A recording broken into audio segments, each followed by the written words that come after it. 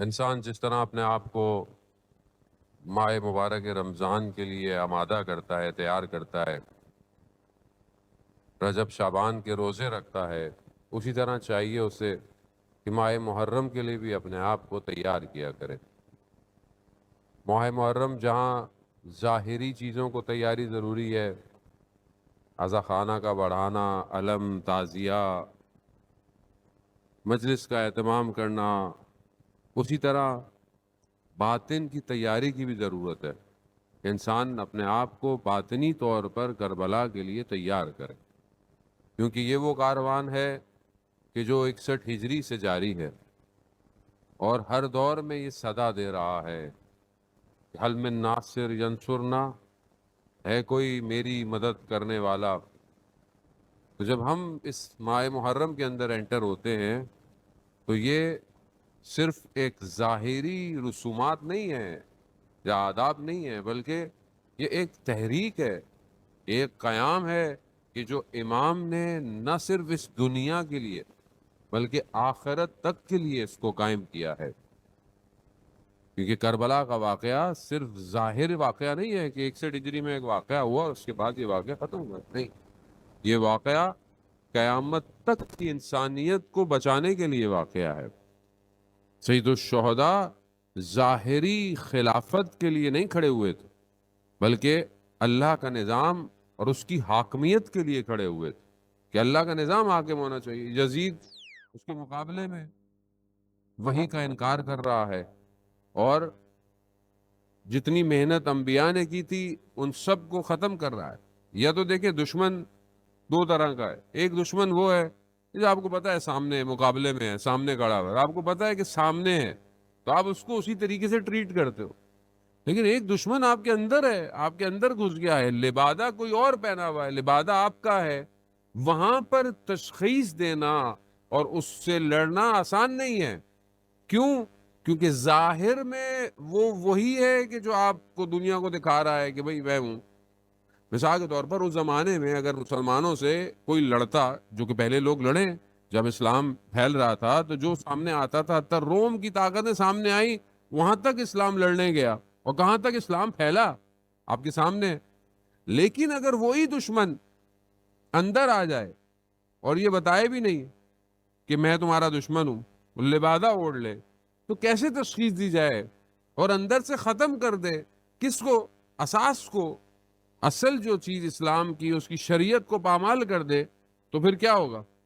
لوگ ظاہر پر واہ واہ سبحان اللہ بسم اللہ، اور اندر اندر وہ کیا کر رہا ہے آپ کو یہ پتہ ہی نہیں ہے کہ وہ آپ کے ساتھ کیا کر رہا ہے۔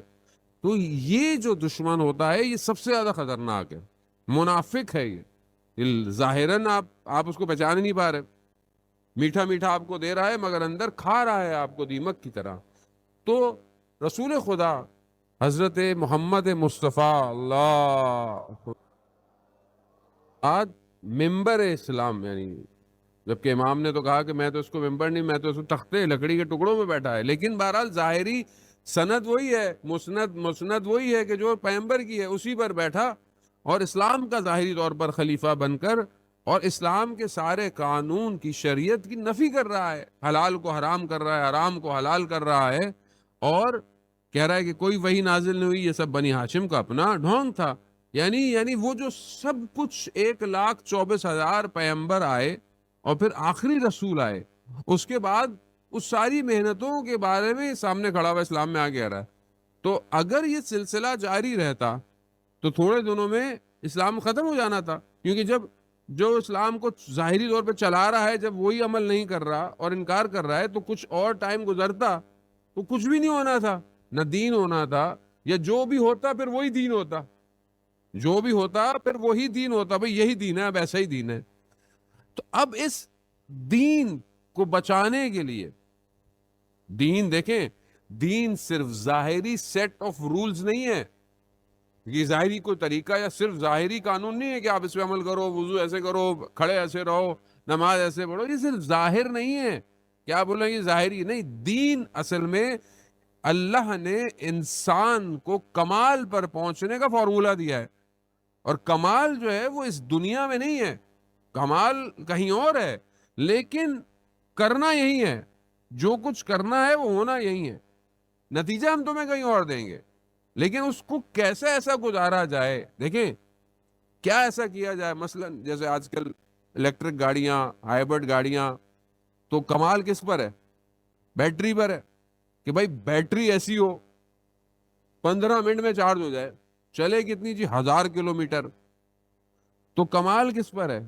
اس کا مطلب ہے کہ بیٹری بنانے میں ٹائم لگ گیا انسان کو، 60-70 کلومیٹر چلتی چلتی 1000 پہ پہنچی ہے. تو کمال کیسا کیا کہ بھائی تھوڑی دیر کرو، چلتے رہو. تو دین وہ سیٹ آف رول دے رہا ہے کہ اپنی تھوڑی سی زندگی میں، اپنی 60-70-80 سالہ زندگی میں کچھ ایسا کرو کہ جو انفینٹی ہے. 1000 کلومیٹر نہیں ہے، 1000 سال نہیں ہے، 2000 سال نہیں ہے، ہمیشہ ہے. اصل فنا ہے ہی نہیں وہاں پر.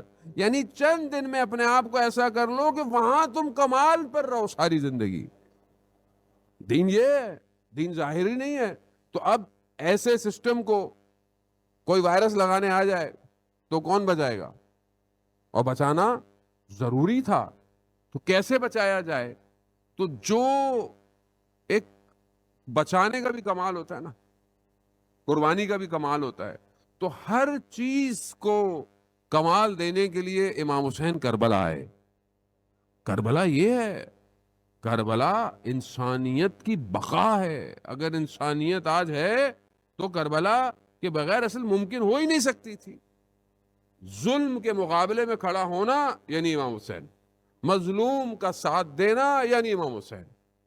یعنی ہر چیز امام حسین سے ہے. اسی لیے رسول خدا حضرت محمد مصطفیٰ صلی اللہ علیہ وآلہ وسلم صلی علی محمد،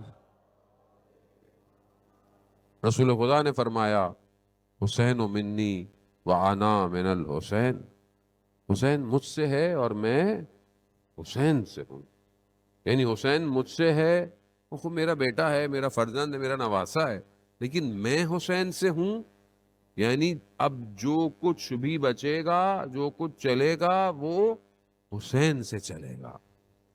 اگر اس زاویے سے آپ کربلا کو دیکھیں تو آپ کو بہت تیاری کے ساتھ کربلا انٹر ہونا ہے.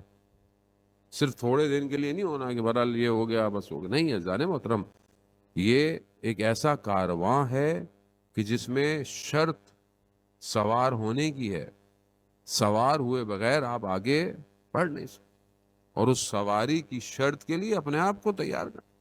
وہی سید الشہداء کا کارواں مدینہ سے 28 رجب کو نکلا، اور طے کرتا کرتا کرتا آپ کے سامنے ابھی 2 دن باقی ہیں جو کربلا پہنچے گا. کتنا؟ رجب، شعبان، اور اس کے بعد رمضان، پھر سال، پھر زکات، پھر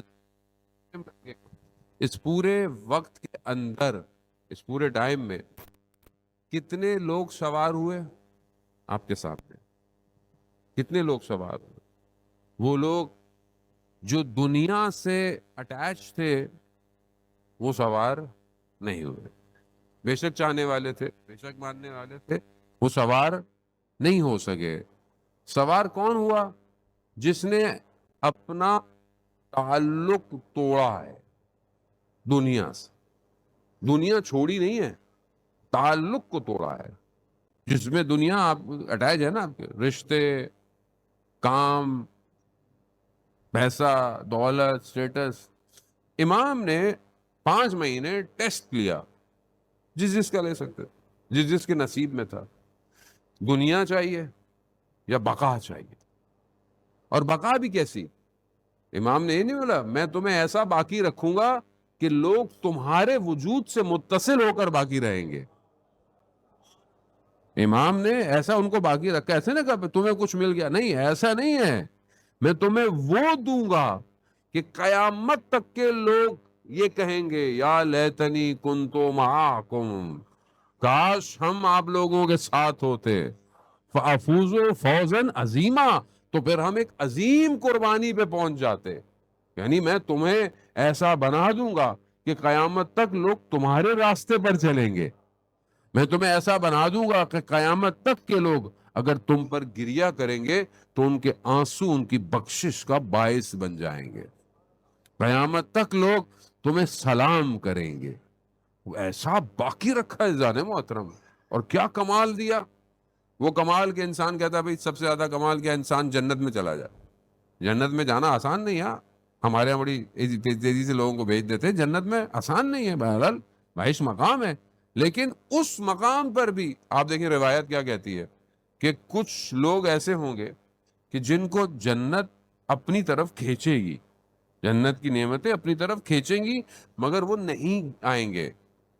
کیا کہیں گے کہ ہماری جنت حسین ہے, ہماری جنت حسین ہے. وہ کون ہے؟ وہ اصحاب امام حسین ہے. یعنی اصحاب امام حسین کے لیے جنت خود امام حسین ہے. خوب یہ جانے محترم, خوب ہم اگر ان ساری چیزوں کو صلوات بھیجے محمد والے محمد. کون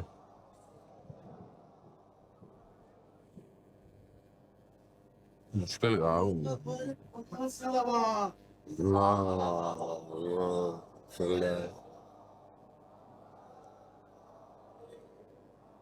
نعرہ تکبیر،